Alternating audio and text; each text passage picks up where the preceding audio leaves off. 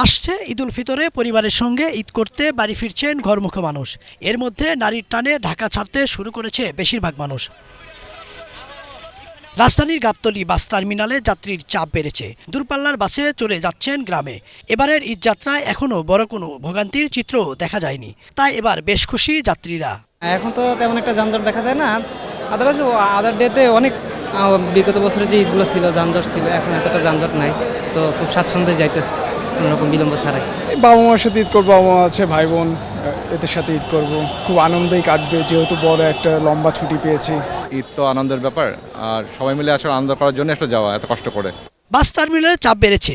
আগে থেকে টিকিট করে আসা যাত্রীর সংখ্যাই বেশি। তাদের নিয়ে মোটামুটি নির্ধারিত সময়ে গন্তব্যে ছুটছে বাসগুলো। অন্যদিকে লোকাল বাসগুলোর যাত্রীরা এসেই টিকিট কেটে গন্তব্যে যেতে পারছেন।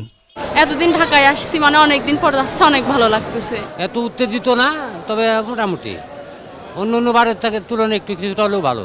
টিকিট বিক্রেতারা বলছেন এবার যাত্রী বেশি, ভাড়া আগের মতোই আছে। নির্দিষ্ট সময়ে বাসগুলো ছেড়ে যাচ্ছে। অগ্রিম টিকিটের যাত্রীরা আসছেন যথাসময়ে। যাত্রীর চাপ কম গতবারের চেয়ে এবার, তার কারণ বিভিন্ন দিকে এখন রোডঘাট হয়ে গেছে। পদ্মা সেতু হয়ে মানুষ প্রায় 50% ওই দিক দিয়ে চলে যাচ্ছে। এবারে একটু হালকা হালকা লাগছে।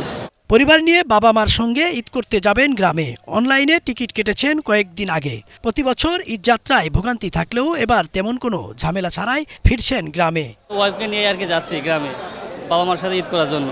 এবার তো আইন শৃঙ্খলার পরিবেশ, পাশাপাশি একটু ভোগান্তি কম আছে। টিকিটটা আগেই কাটছিলাম, দ্যাটস ওয়াই টিকিটে কোনো ভোগান্তি পাই নাই। ছোটবেলা থেকে বাড়িতে ঈদ করা হয়, তো সবাই মিলে বাড়িতেই যাচ্ছি, সবাই মিলে মানে জয়েন্ট ফ্যামিলি, আমাদের সবাই একসাথে ঈদ করছি।